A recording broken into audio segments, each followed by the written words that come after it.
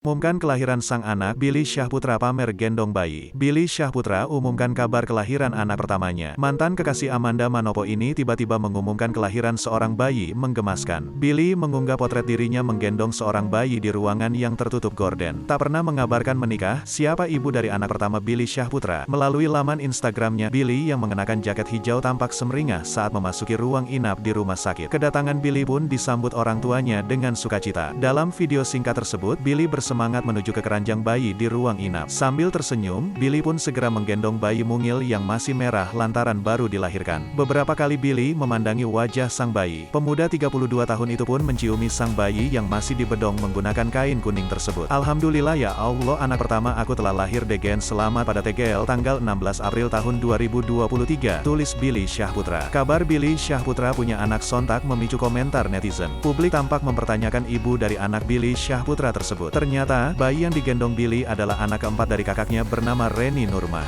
Fakta itu terkuak usai Reni mengunggah potret bayinya yang baru lahir. Terlihat dari unggahan tersebut, adik-adik dan kerabat Olga turut mengucapkan selamat atas kelahiran Reni. Fakta tersebut juga turut diketahui oleh fans Billy Syahputra. Mereka lantas bangga dengan Billy yang sudah menganggap keponakannya sebagai anaknya.